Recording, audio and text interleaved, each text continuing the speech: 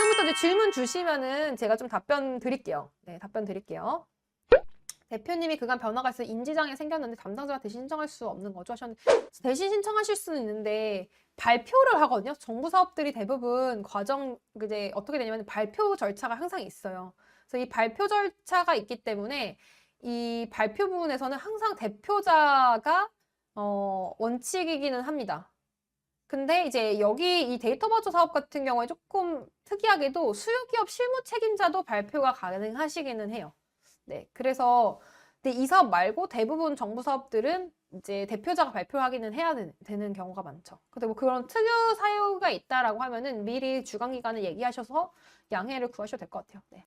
데이터 바우처 홈페이지 데이터 상품에 있는 데이터는 구입으로 들어가나요? 그쵸? 네, 구매도 어떤 걸 사면 좋을지 하고서 같이 봐주실까요? 잘못 구입할까 봐 하셨는데 지금 말씀드렸던 것처럼 대표님 사업에 맞는 데이터를 구매하시는 거는 사실 쉽지는 않아요. 많지가 않기 때문에.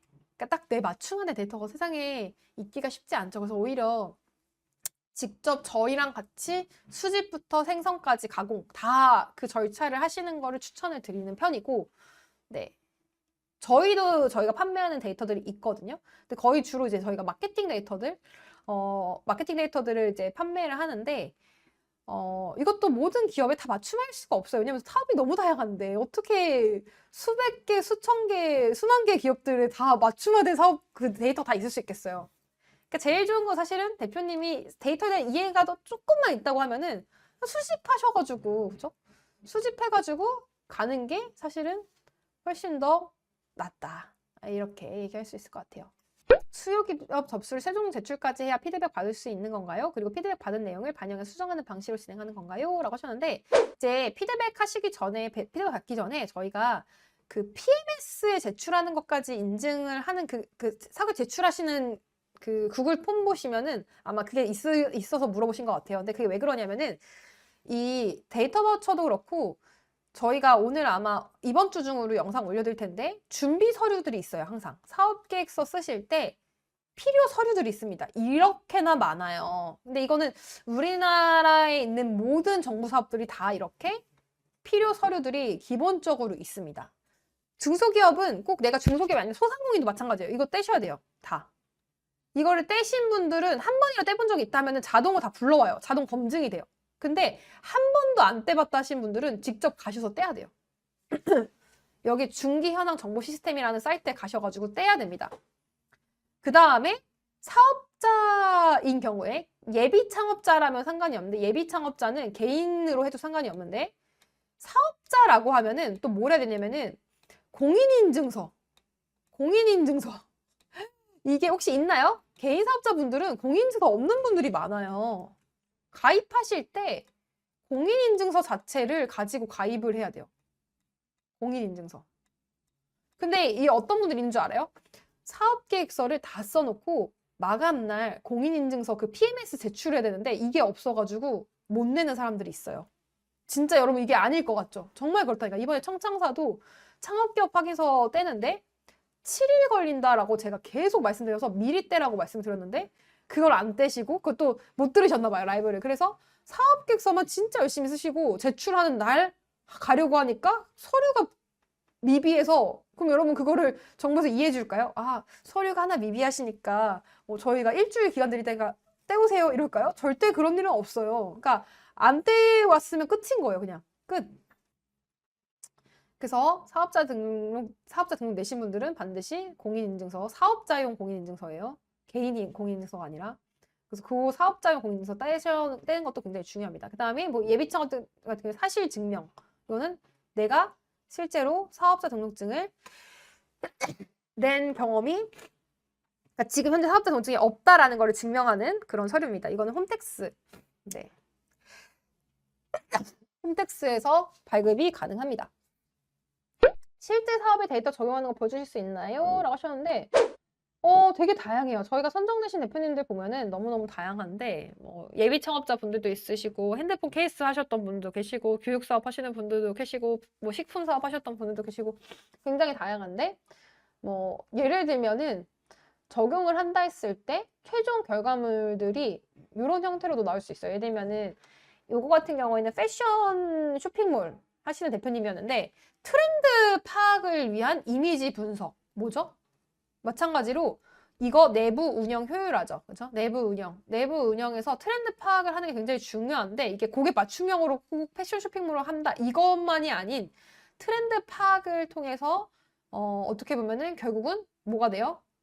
고객들이 훨씬 더 어떻게 보면은 그 트렌드에 맞는 상품 우리가 가장 발빠르게 내는 그런 게 우리 핵심 경쟁력을 가져갈 수 있겠죠. 그래서 이 트렌드 파악을 위해서 이미지를 분석하는 AI 솔루션을 기획을 하셨었고 그래서 이거를 마찬가지로 데이터 수집을 하려면은 이미지 데이터가 필요하겠죠.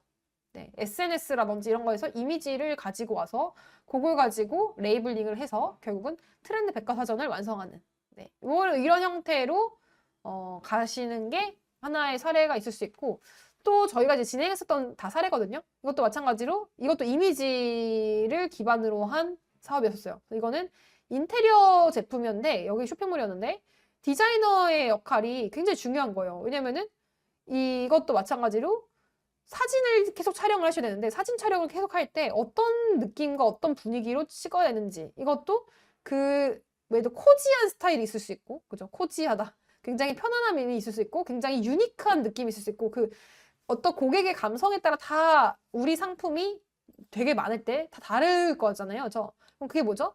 결국은 태그를 건 거죠. 이 컨셉은 이런 거다. 이건 이런 거다. 그래서 이런 레퍼런스 이미지를 가지고 결국은 내부 운영을 효율화하겠다라는 걸로 마찬가지로 사업 모델을 잡으신 케이스도 있었고 그 다음에 여기 같은 경우에는 이건 텍스트 데이터였어요. 텍스트. 뭐였냐면은 마케팅 대행사였는데 소상공인들 같은 경우에는 그죠? 소상공인들 같은 경우에는 결국은 소상공인들이 어떻게 사업을 전개해 나가야 되는지에 대한 컨설팅을 한다거나 아니면 대행을 해주신다거나 할 때 고객들의 리뷰 데이터. 근데 이 리뷰 데이터가 우리 자사만 있는 게 아니죠. 그죠? 우리 그 수요 기업만 있는 게 아니라 자사 플러스 또 뭐가 있을까요? 그냥 인터넷에 있는 리뷰들. 우리 산업에 있는 탑 5, 뭐 탑 3, 이런 식으로 그 경쟁사들의 리뷰들이 쭉 나올 수 있잖아요. 그죠? 이런 것들을, 이 리뷰를 가지고, 이 텍스트 데이터를 가지고 결국은 내가 결과적으로는 소상공인들이 어떻게 사업 방향을 가져가야 되는지 대행을 하는 방향성들을 더 구체화시키는 그것도 마찬가지로 내부 운영 효율화 그러니까 자동 인사이트를 추출해 주겠다. 그러니까 이 리뷰를 분석해서 비즈니스 인사이트를 그죠? 비즈니스 인사이트를 분석해 주는 그런 이제 모델을 만드신 거죠. 네, 이것도 마찬가지로 그렇게 텍스트 여기는 기반이었고 여기 같은 경우는 이 여행 이거는 맞춤 상품이었어요. 그래서 여행이라는 거는 고객이 들어오잖아요. 그죠? 고객이 들어왔을 때 고객들이 선호하는 또는 이 고객과 이제 수집이 엄청나게 많이 될 수 있겠죠. 고객이 예를 들면은 예를 들어 최소 1000건 정도의 고객 데이터가 있어요. 근데 이거 고객 데이터를 직접 만들기 어려우면 생성할 수도 있습니다. 왜냐면은 개인정보 때문에 생성을 했어요. 그럼 그거 가지고 이 고객들이 어떤 척도나 어떤 기준에 의해서 어떤 상품을 좋아하더라라는 기존의 데이터들이 있을 거잖아요. 그렇죠? 이런 것들을 매칭을 하는 거예요. 나중에 새로운 고객이 들어왔을 때 AI가 자동으로 이 고객들은 헝가리 갔을 때 만족도가 굉장히 높았어요. 라던가 아니면은 이런 여행 코스들, 이런 여행 상품들, 이런 구성일 때 가장 만족도가 높았다라는 거를 기존 데이터를 갖고 있으면 이게 가능해지잖아요. 그래서 그거를 마찬가지로 여기도 만들었던 케이스예요. 그래서 이거는 고객 수요에 기반해서 실제로 고객들에게 여행 큐레이터라고 하면은 뭐 여행 그 추천 가이드가 될 수도 있고 여행지가 될 수도 있죠. 그래서 그거를 사람을 매칭하겠다라는 컨셉을 가셔도 돼요. 예를 들면은 선생님과 학생을 매칭하겠다. 고객과 여행 수요자와 여행 가이드를 매칭하겠다. 또는 그 기업과 크리에이터, 인플루언서를 매칭하겠다. 이런 모든 것도 다 뭐죠? 매칭이죠. 그러니까 매칭이라는 말 자체가 A와 B가 있기 때문에 이 둘을 연결해서 추천해주는 모델인 거예요. 이것도 당연히 데이터나 AI로 적용이 가능한 사례라고 볼 수 있고요. 또 마찬가지로 이것도 이제 이거는 B2B 사업체셨거든요. 근데 B2B 회사였는데 뭐였냐면은 고객들을 분류하는 그러니까 고객들을 분류한다라는 게 여기 아닌가? 이거다. B2B 같은 경우에 고객사를 이제 분류하는 AI 솔루션 만드셨었는데 그 케이스는 되게 고객들이 많잖아요. 그죠? 그러니까 잠재 고객들 리스트가 되게 많을 거잖아요. 그래서 이 고객들을 자동으로 분류하는 거예요. 그러면 이 고객들이 우리가 사전에 데이터가 있을 거잖아요. 예를 들면은 요런 데이터들은 사전에 데이터 없더라도 괜찮아요. 데이터가 아예 보유하고 있는 데이터가 없더라도 우리가 레이블링을 기준에 따라서 하는 거죠. 뭐 이런 고객들은 이런 것들을 희망한다. 또는 이런 것들을 좀 더 중점적으로 해야 된다라는 게 우리가 레이블링이 되어 있으면은 새로운 신규 고객사를 넣었을 때 자동으로 얘가 솔루션을 주는 형태의 그런 AI 모델을 만드셨던 케이스라고 보시면 될 것 같아요. 그래서 이렇게 다양하게 활용할 수가 있어요. 그래서 이건 일단은 내가 나 너무 감이 안 잡혀요 하시는 분들은 챗GPT 일단 한번 물어보세요. 물어보시고 실제로 저희가 거의 대부분 선정이 되시고 나면은 업무 협의를 통해서 구체화 단계를 거칩니다. 왜냐면은 대표님이 처음에 이제 쓰셨던 아이디어에서 실제 실현화시킬 때 훨씬 더 좋은 방향들, 더 좋은 기법들, 더 정확도와 성능을 어떻게 보면은 더 높일 수 있는 그런 방법들을 저희가 제안 드린다고 보시면 돼요. 저희 전문, 제가 하는 건 아니고, 네, 전문 AI 비즈니스 컨설턴트, 그리고 또 AI 연구원 분들이 이제 같이 붙을 거예요. 다 수교마다 붙어서 1대1로 저희가 컨설팅도 해드리고, 실제 업무 수행도 도와드린다라고 보시면 되겠습니다. 4년 영상 찍어놓은 수업 영상을 데이터화해서 챗봇을 만들고 싶은데요. 데이터 바투 사업에 적합할까요? 라고 하셨는데, 챗봇에는 사실 영상보다는 챗봇이 결국은 챗이잖아요. 채팅이죠. 그래서 영상 데이터보다는 텍스트 데이터가 훨씬 더 좋죠. 대표님이 그동안 CS 기록이라던가 고객 상담, 수강생 질의응답 이런 데이터들이 있다라고 하면은 만들기가 굉장히 쉽죠. 좋죠. 근데 영상 같은 경우에는 조금은 영상은 결국은 또 텍스트화하는 작업이 한 번 더 필요할 것 같기는 해요. 그래서 여러분 요새는 무슨 얘기하냐면은 AI 에이전트라는 얘기 들어보셨어요? AI 에이전트? 그러니까 이제 아예 다 해주는 거예요, 얘가. 그냥 다. 에이전트라는 말이 뭐 그냥 다 해주는, 그죠? 대행이라고 해야 될까요? 그냥 정말 다 실행을 해주는 게 AI 에이전트인데 이제 로봇이랑 두 개가 결합되는 시대가 올 겁니다. 이 시대가 온다는 게 아니라 이제 거의 벌써 이제 조만간이죠. 이 두 개가 결합이 되면 뭐가 되냐면은 이제 선생님도 없어질 수도 있나? 그런 생각도 들어요. 정말 그 정도로. 물론 우리 세대 때 그럴까요? 근데 이제 이건 당연히 근데 닥친 미래 같아요. 조만간 올 미래. 그러니까 이 두 개가 결합이 되면은 결국은 어차피 얘가 데이터가 있고 이 로봇을 만들면은 선생님이 여기 앉아가지고 AI가 그냥 얘가 AI 탑재가 그때 훨씬 더 똑똑할 거잖아요. 인간보다도. 물론 인간이 하지 못하는, 그러니까 AI가 하지 못하는 영역이 있겠지만 얘가 다 이제 알려주는 그런 형태로 가지 않을까. 그래서 제가 생각에는 뭐 아이 돌봄이라던가 뭐 아이들 학습이라던가 이런 게 굉장히 많이 뭐 워킹맘이거나 뭐 둘 다 이제 맞벌이 부부다. 그럼 그런 경우에도 이런 게 굉장히 이렇게 바뀌지 않을까 세상이. 그런 생각이 들어요. 이런 상상하시면 되게 재밌어요. 생각해보면은. 이번에 제가 저번 라이브 때도 말씀드렸지만 CES에서도 선정됐었던 케이스가 웅진에서 만든 거였거든요. 웅진에서 만든 게 그냥 책 넣으면은 우리 엄마 목소리, 아빠 목소리로 책을 읽어줘요. 거기다가 책 내용에 맞는 효과음, 비주얼, 이펙트 막까지 막 보여주고 책에 따라서 막 얘가 상상의 나래를 그동안 상상을 이게 막 화면으로 보여줘. 소리도 막 들려요. 근데 우리 엄마 아빠 목소리 읽어줘 이거를. 막 그런 식의 어떤 변화가 생기는데 이건 아직까지는 이렇게 돼 있지만 나중에 로봇이 만나면은 로봇이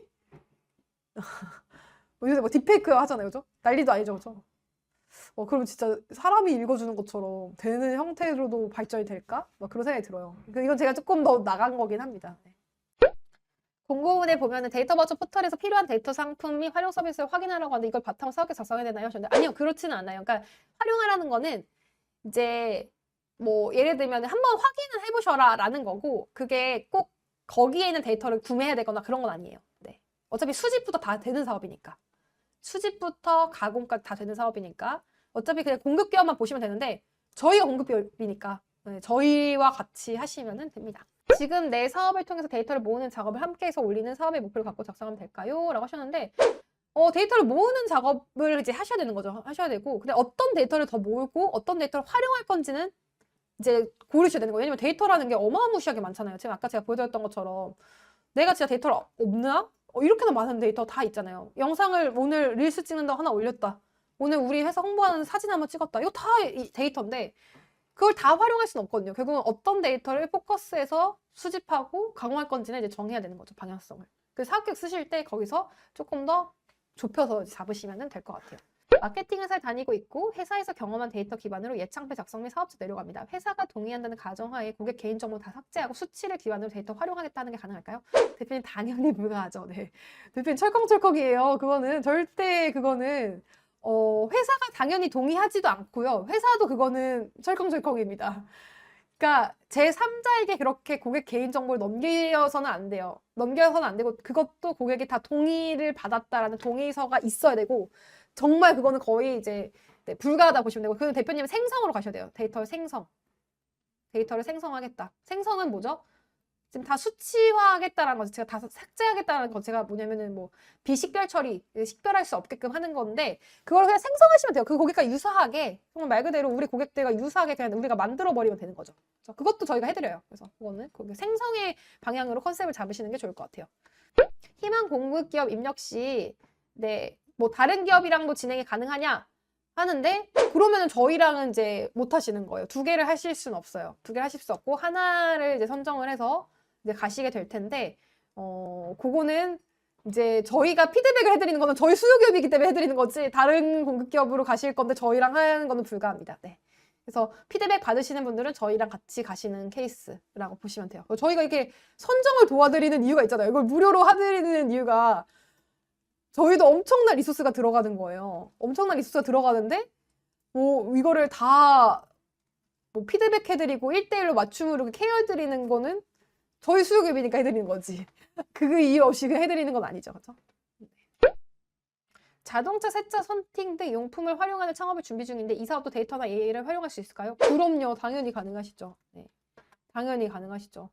너무나 가능하죠. 그리고 심지어 자동차 세차 선팅 같은 경우에는 조금 더 모빌리티에 대한 것도 사업 계획서에 넣어보셔도 되게 좋아요. 왜냐하면은 굉장히 사업이 참신성이 높거든요. 대표님이 당연히 지금 자영업을 하시기 때문에 현재 시점으로 사업 계획서 쓰실 확률이 되게 높은데 그러면 이제 떨어지고요. 그렇게 쓰시면 안 되고 미래에 내가 이런 사업까지 발전시켜 나가겠다 라고 방향성을 잡으셔야 되는 거예요. 그렇죠?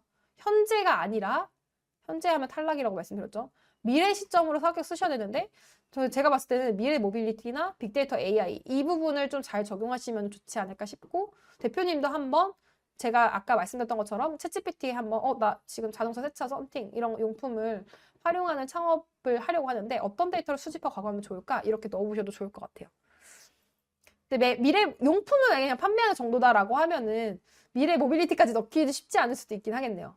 예를 들면 제가 이제 자동차 수리 이런 것들은 미래 모빌리티 좀 많이 넣어보셔라고 하는데 그건 조금 쉽지 않을 수도 있겠어요. 그러면은 그냥 빅데이터 AI 정도만 활용하셔도 될 것 같습니다. 예비 창업자로 다양한 지원 사업에 지원하려고 하는데 경쟁률 때문에 서울 외 지역으로 내려갑니다. 일단 전북이든 전남이든 어딘가로 사업자 내고 지원하는 게 좋을까요? 아니면 사업자 안 내고 지원하는 게 좋을까요? 라고 하셨는데 일단은 예비 창업자로 지원하실 수 있는 사업들은 다 지원을 해보시고 선정이 되면 그때 사업자 등록증 내시는 게 좋은데 만약에 올해 다 떨어졌어요. 그럴 수도 있잖아요. 제가 이제 예비 창업자들한테는 무조건 최대한 낼 수 있는 사업들 많이 내라고 얘기를 드리는데 다 떨어졌다. 라고 하면은 이제 조금 그걸 해봐야죠. 고민을 해봐야죠. 다 떨어졌네? 그러면은 어떻게 되죠? 사업자 내고 그냥 사업해야죠. 네.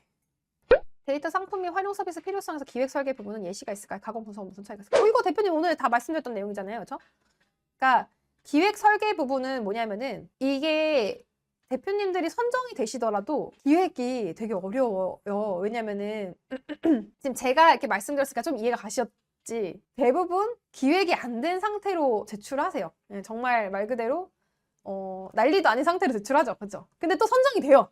왜냐면은 어차피 소상공인 분들이나 자영업자 분들이 데이터나 이해도가 그렇게 높지 않기 때문에 막 이런 상상의 나래를 펼쳐서 이제 선정이 됩니다.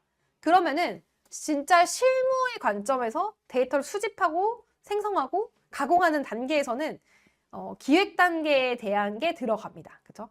그래서 이 데이터에 대해서 이제 여러 이런 수집 단계에서도 이렇게 나뉘는데 그 단계 이전에 어떻게 무슨 기법을 통해서 수집을 할 건지 어떤 방식을 통해서 뭐 레이블링을 할 건지 이런 단계에 대한 게 기획 설계죠.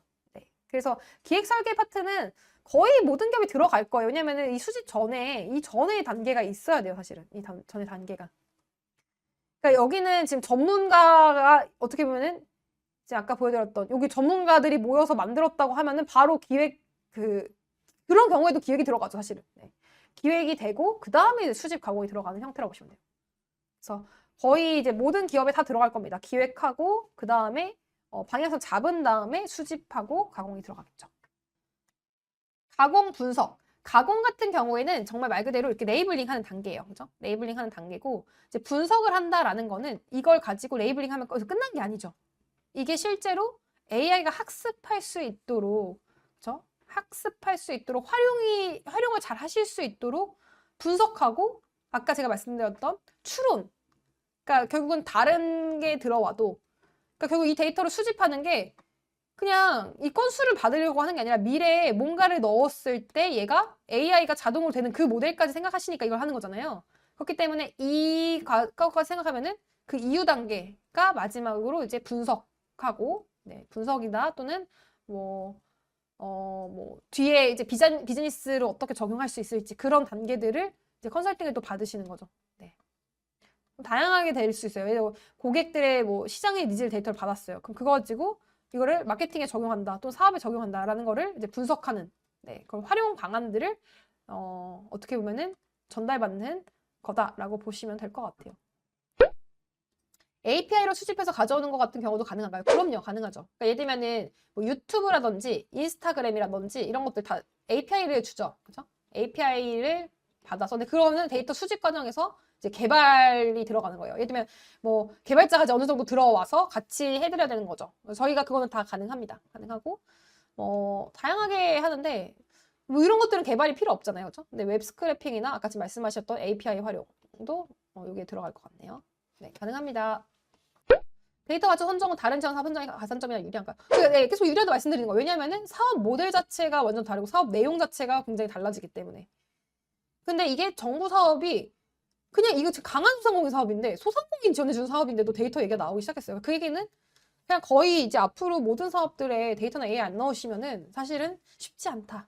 네, 쉽지 않다. 저희는 농산물 직접 수확해서 직접 건강기능성 식품을 제조하는데 데이터를 농산물 수확할 때 필요한 데이터와 건강기능식품을 판매할 때 필요한 데이터를 두 종류 다 신청이 되나요? 너무 종류가 다 달라서 하나에 집중하는 게 나은가요? 라고 하셨는데, 그쵸, 너무 다르죠. 그쵸? 그러니까 지금 이 농산물에 대한 데이터랑 건강기능성 식품에 대한 데이터 완전 다르죠. 그래서 이 두 가지 중에 하나에 좀 더 포커스 하시는 게 좋을 것 같아요. 하나에 포커스해서.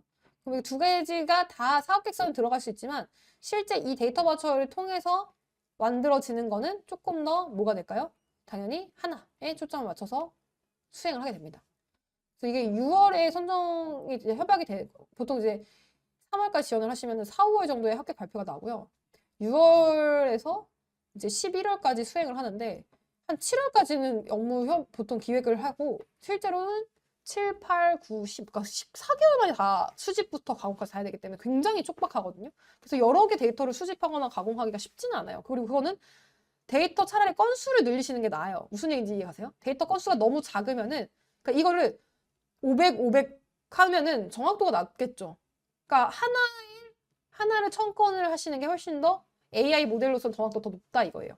이렇게 두 개로 쪼개시는 것보다. 자, 그 다음에 계속 헷갈리는 부분이 데이터 활용하는 데이터 라벨링 하는 부분까지 사업계획서에 넣어야 되는지 아니면 필요한 데이터를 구매하는 것을 컨셉을 잡아야 하는지요.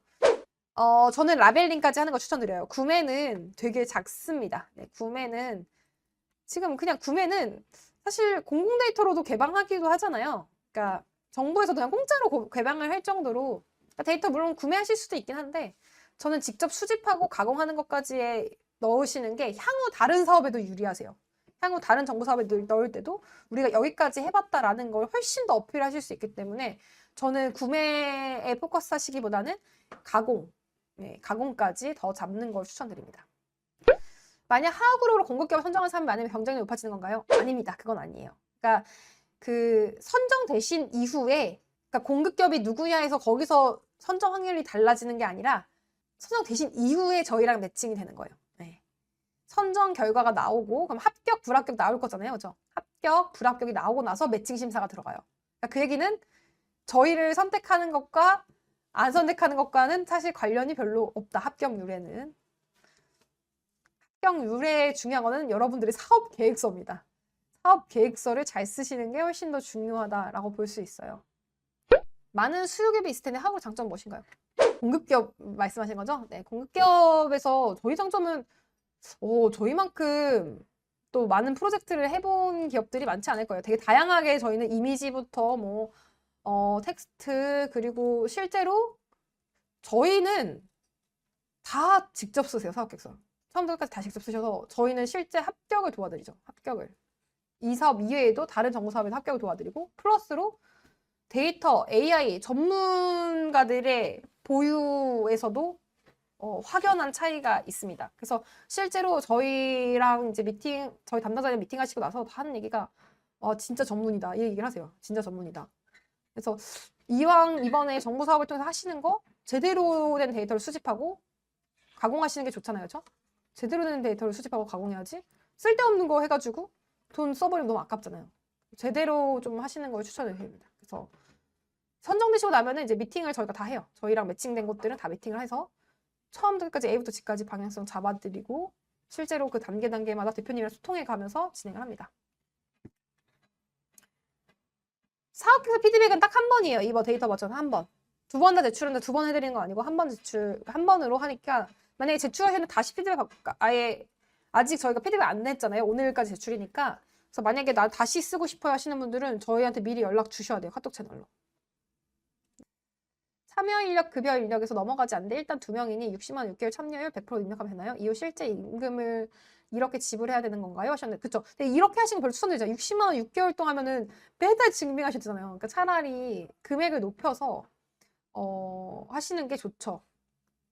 금액을 그냥 확 높여가지고 한 달에 증빙하는 금액이 막 그렇게 일일이 다 하시면 너무 번거롭고 6개월을 그 일일이 서류 떼가지고 해야 되잖아요. 그렇게 하시는 거 별로 추천드리잖아요. 너무 귀찮습니다. 차라리 한 2달, 뭐 3달 이렇게 하시는 게 낫지 않을까. 그래서 인건비를 확 늘리시는 거. 한 명으로. 그렇게 하시는 게 더 낫죠. 나머지는 팀원이 있긴 한데 그 현물 부담에 그냥 미포함 처리하시면 되거든요. 그래서 한 명으로 저는 그냥 증빙하시는 게 나중에 그냥 증빙에 편해요. 다른 사업자인데 새로운 사업자 내서 AI 교육 서비스업을 해보려고 하는데 데이터 분석 가능할까요? 아니 지금 사업자로 하세요 대표님. 굳이 새로운 사업자로 하시기보다는 AI 교육 서비스업을 더 잘 되고 이런 선정해서 놓고 그런 게 아니라서 그냥 기존 사업자 그대로 쓰시면 될 것 같은데요. 어차피 업력 제한이 있는 것도 아니기도 하고. 그냥 뭔가 알 듯 모를 듯 진짜 어렵네요. 알마스 열심히 설명해 주셔서 감사합니다. 근데 이거는 처음 노출되셔서 그래요.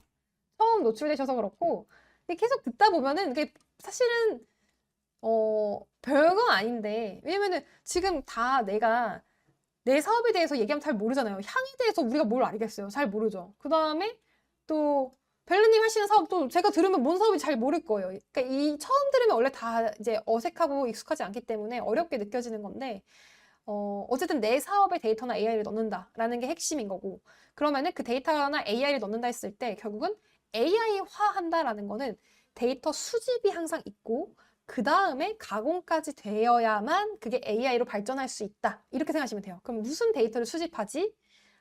우리는 기존에 갖고 있는 이미지 데이터가 있어 그걸 활용해야지 아니면 텍스트 데이터가 있어 그걸 활용해야지 또는 우리는 데이터 갖고 있는 게 없으니까 새로 수집해야겠다. 인터넷에서 긁어오거나 아니면은 우리가 직접 고객들한테 질문하는 설문 데이터가 될 수도 있고 아니면 아까 API, 뭐 유튜브나 이런 데서 따와서 내가 활용할 수도 있고 뭐 기상 데이터 이런 것들 있잖아요.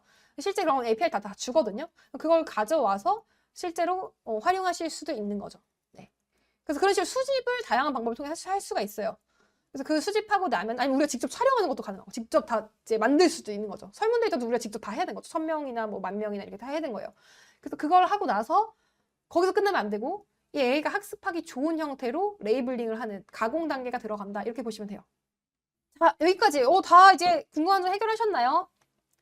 그래서 이번이 데이터 바우처는 1년에 딱 한 번이에요. 1년 딱 한 번이고 올해 지원하셔서 저는 꼭 받으셨으면 좋겠어요. 왜냐면은 이제 앞으로 계속 사업들 지원을 하실 텐데 내가 데이터나 AI가 없이 그냥 싸우는 사람이랑 이걸 갖고서 실제 데이터를 가지고 얘기한 사람이 완전 경쟁력의 차이가 너무나 이제 커질 거라서 이거를 한번 하시고 나면은 다른 사업들에도 훨씬 더 제가 계속 합격률이 높아진다라고 얘기하는 게 그것 때문인 거예요. 누가 봐도 너무 할 수 있는 얘기가 달라지잖아요.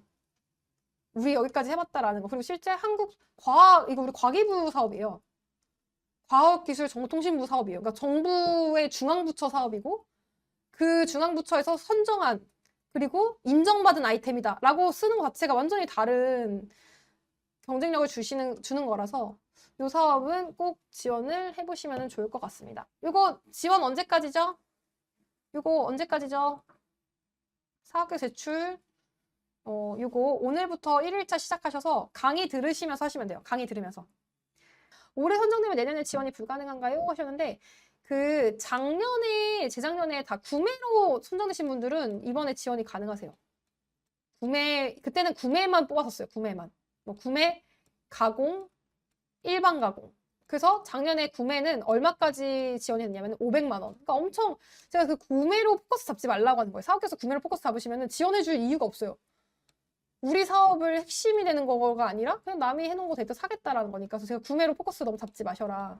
오히려 가공과 일반 가공 잡으셔라라고 얘기를 하는데, 아, 가공이 아니라 이거 AI 가공이네. 잘못 썼네. AI 가공. 이렇게 작년에 이렇게 세 개 트랙으로 따로 모집했는데 올해는 한 번에 그냥 가공 그냥 한 번으로 그냥 다 퉁친 거예요. 그래서 최대 4,500만 원 이렇게 바뀐 거거든요. 그러니까 예를 들어 구매는 작년에 500만 원이었고 가공은 3,400만 원이었나? 3,300만 원이었나? 그리고 일반 가공이 5,400만 원인가 뭐 이랬었어요. 근데 올해 그냥 4,500으로 지금 어떻게 보면 세 개가 합쳐진 형태죠. 근데 구매 꼭 하실 필요는 없어요. 그냥 이 세 개가 있는데 굳이 이거 상관없이 그냥 수집이랑 가공으로 그림 그리시면 돼요. 수집이랑 가공. 그래서 사실 작년에 5,400만 원짜리를 4,500만 원에 지원받는 거라고 보시면 되거든요. 그래서 올해 선정되면 아마 내년에는 우수 등급을 받으시면 지원이 가능하시고 결과 평가를 하는데 우수 등급이라고 이제 결과가 나오면은 결과보고서도 쓰시고 이러거든요. 그것도 저희가 많이 도움을 드리는데 어쨌든 우수 등급이 나와야만 또 신청이 가능하실 겁니다.